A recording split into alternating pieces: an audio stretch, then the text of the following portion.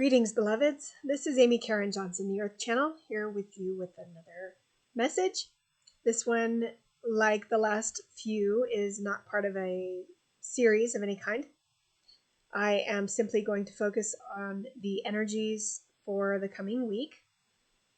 As I have mentioned in previous videos, here in the the last third, basically, of February 2022, we have Mars moving into the 61st gate in the human design, and I will share that weekly chart with you, a snapshot of one of the days from this week. We had previously had Uranus and Pluto defining this channel of the 6124. And now Pluto has moved out of the 61st gate while Uranus remains in the 24th. These two gates create a channel that joins the crown and third eye chakras, or centers as they are called in human design. And as this has been the case for many months, a little bit off and on recently, but many months before that, the head and the ajna, or crown and third eye as they are also called, or at least I call them, being defined by this channel being defined, the two gates at either end, the one gate at each end of this channel, and not connected by defined gates and or channels to the throat, creates a little bit of excessive focus, you could say, on those two centers, as well as a little bit of stuck energy in sort of that mental area. So you have to focus a little bit harder if you want to help that energy flow better, if you want to make those connections to your throat, to the rest of your body. And I have spoken about this before as well. So with Mars now moving into the 61st and Venus about to as well later in the week, and then they will finally move out of consciously defining the 61st gate by the end of February. And yet that unconscious definition will remain. The conscious is represented by the black, the unconscious by the red. We may have a little bit of that linger, but as the conscious definition moves on, that will tend to be where our focus goes after that happens. So that is happening this week, and I did want to mention that. However, with this chart, I have both the conscious and unconscious definitions shown for you. There are 5 of the 9 centers that are undefined this week by, there's no definition with either conscious or unconscious. And one of the centers that is open or undefined is the diamond heart, right in the middle, diamond shape. I call it the diamond heart because it represents love, direction, identity, sense of self. And I think that those are very much associated with the heart chakra. In human design, they call it the G center, which I do human design, but I make adjustments as I feel is needed. So that center is not only open and undefined, same thing basically, unless you really want to split hairs, but it has only one gate being defined this week, and that is by Saturn, which will eventually move out of it, not too long from now, defining the 13th gate. And so there's very little energy in that area for all of us right now. Human design talks about that center being defined for a little more than half of the population in general. It's just an estimation. And approximately 45% of us having it open or undefined. I am in that slightly smaller percentage. And I am in good company, I believe. I want to talk about that this week, and I believe Mother Earth does too. She's inspiring me to cover a little bit of it first, and then she will take it from there. But I just want to share my experience of having that center open. When I was a part of some of the human design Facebook groups, we would share a lot about our experiences based on our charts. And sometimes when I would share my experience of having this open diamond heart or G center, people would sort of accuse me of confusing it with the power center or will center, also called sometimes the ego center. It's the smaller triangle just down and to the right from the diamond heart. Those are said to be two of the most difficult centers to have open, and I do have both of them open. However, the will or power center, that smaller triangle, when it is open, has to do with being less consistent in feeling like you can contact a definite sense of self-worth. Whereas the open diamond heart is more about being inconsistent, at least in early life, with being able to contact a definite sense of self-love, identity, direction. And so I think it's fairly clear the difference between those two.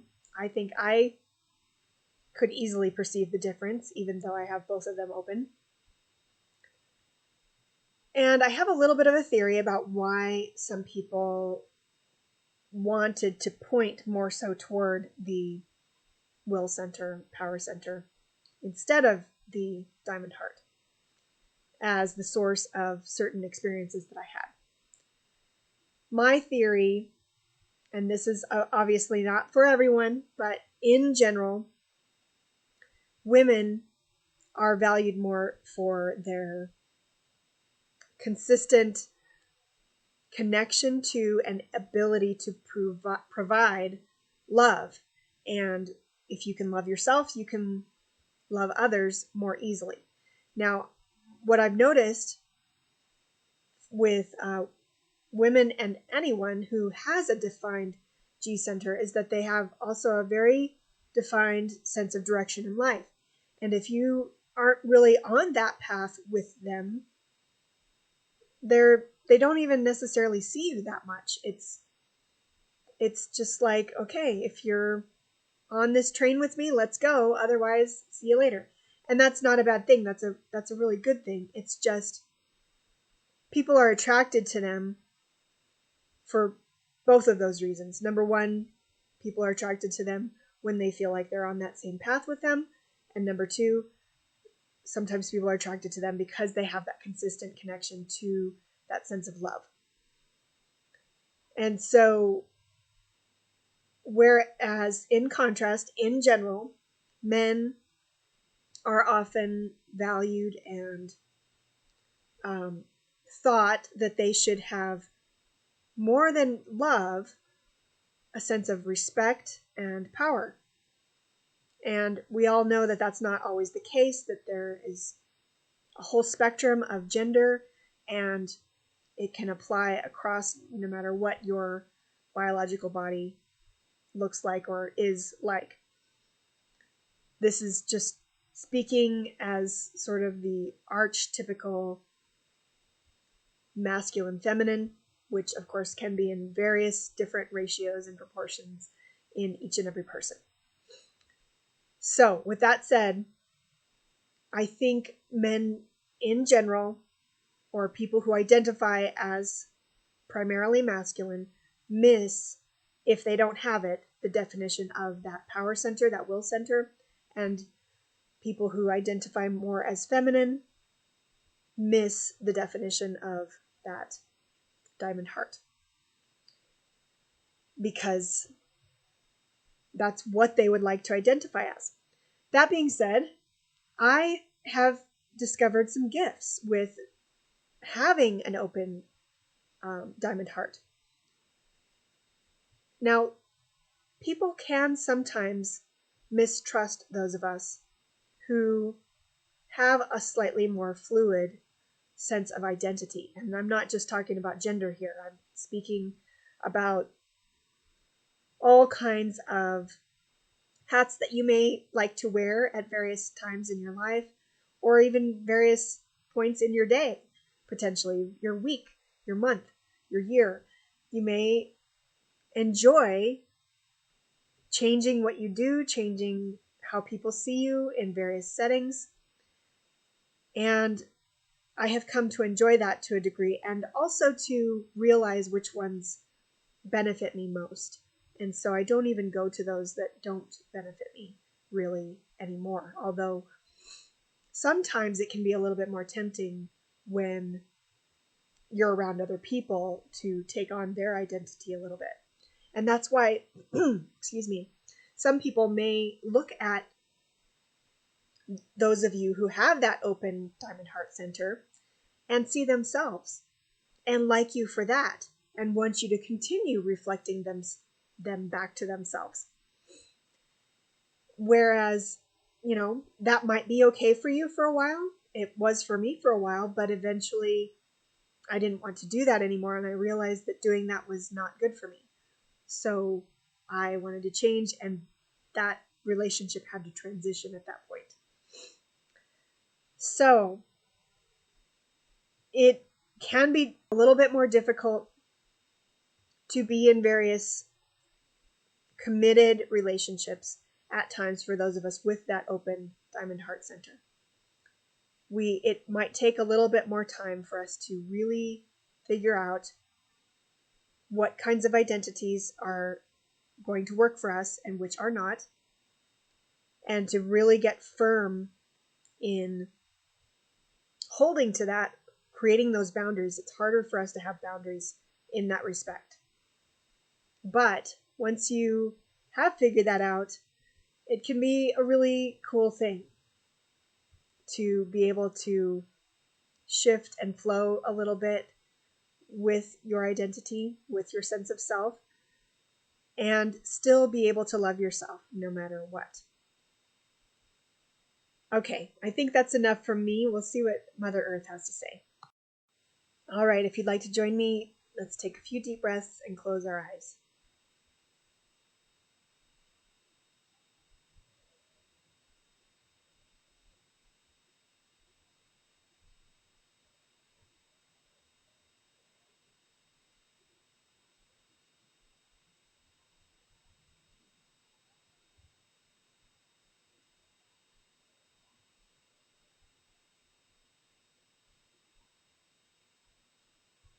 Hello, this is Gaia.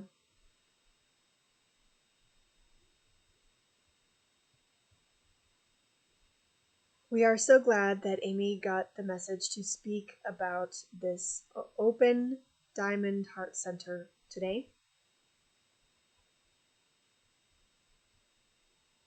We would love to share with you some of the gifts of having this center open in your birth chart.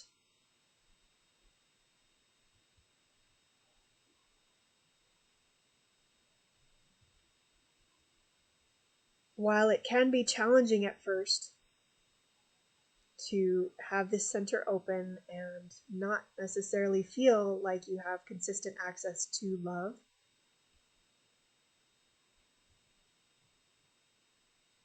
ideally, these children grow up in homes where they do feel that sense of love, are able to access it. And yet, even in the best of homes, these children can feel as though perhaps there is a certain way they need to be, certain things they need to do in order to be loved. Not because anyone even necessarily said so. it can just be perceived.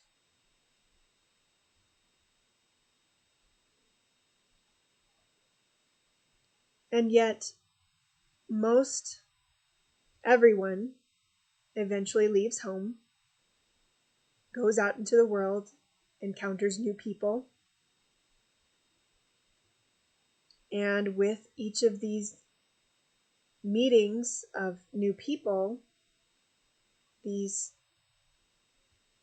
people with the open diamond heart centers are presented with new ways of being, new identities,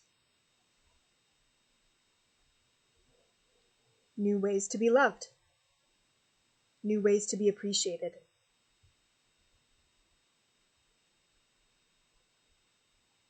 And so they try them on. And perhaps sometimes those others in their lives whom they emulate, perhaps to one degree or another, may accuse them of copying them. Sometimes people don't mind because flattery is the highest, or excuse us, imitation is the highest form of flattery. And yet others would prefer to feel as though they have their own unique style, and that others, they would prefer not to copy it.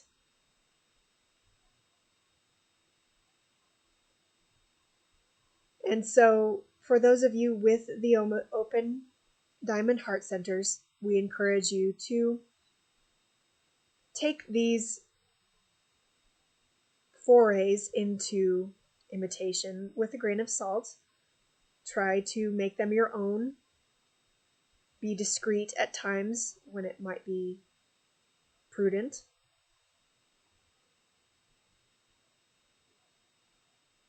But the gift in these exercises of imitation and exploration is that it really helps you to walk in the shoes of others, to identify with how they have lived their lives, their stories, how it feels to be them. And so you have the greatest capacity for acceptance of anyone and everyone, seeing their true potential. One of the other pitfalls occasionally of having an open diamond heart center is that because you see the highest potential for everyone, you can fall in love with that highest potential, even when it is not being realized by the person.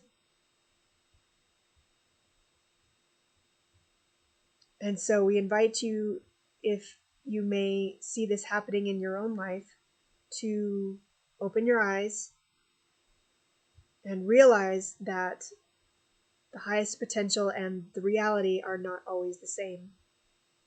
And making that highest potential the reality is not always possible in a very short period of time.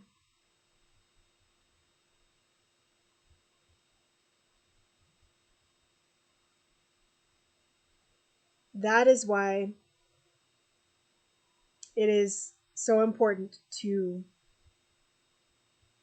make your own identity, as fluid as it may be,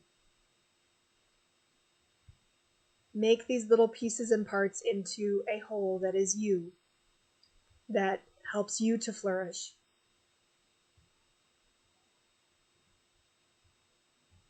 That is healthy for you. And recognize that it may change throughout your life. You do not have to remain stagnant in whatever identity you choose to try on.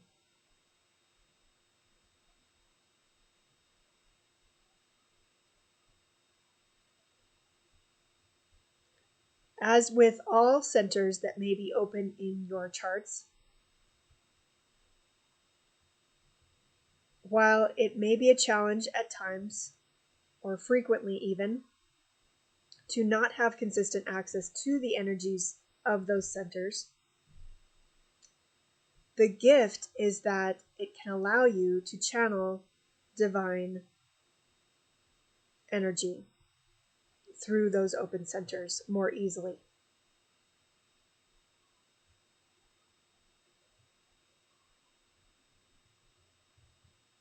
Similar to the way Amy has channeled us.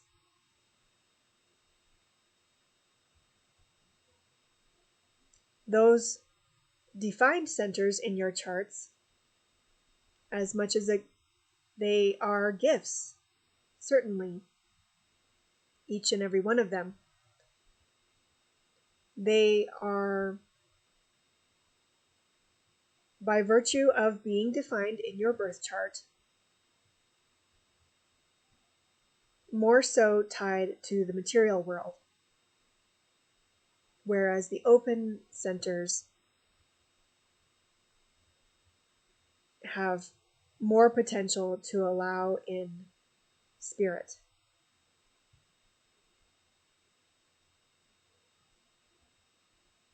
Now, that does not mean that anyone with defined centers cannot be spiritual, not by any means. But if you ever meet someone who has all 9 centers defined, which is fairly rare, you may notice that they have such a consistent way of living life that works for them that they have no need to turn to the divine.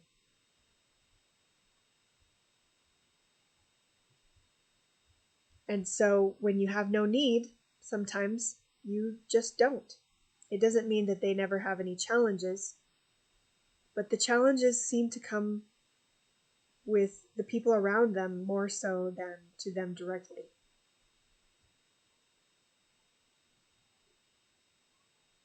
There always seems to be another new door opening for them, even in the transitions of their lives. It's easier for them to maintain a state of peace and acceptance,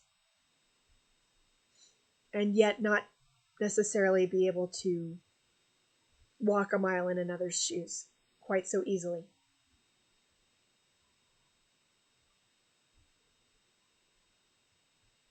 We hope you have gained a little bit more insight from this message today. And we thank you so much for joining us. Namaste, beloveds.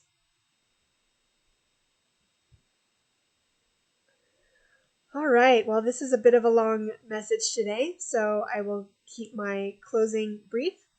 Thank you to all of you who have liked my videos, liked in Facebook as well, potentially, if you're there. And for those of you who have subscribed to my YouTube channel, I think I still need just 7 people to reach 200. So if you can help and subscribe and you haven't done so already, please do so. Click the bell button to be notified when the next video comes out. It's usually once a week. And if you'd like to give a visit to my website, Amy Caryn Johnson, Caryn is spelled CARYN.com, and sign up for my weekly newsletter there, you'll get these messages sent straight to your inbox for free, and you'll also receive a gift, a guided meditation. Thanks so much. I hope you have a good week. Namaste.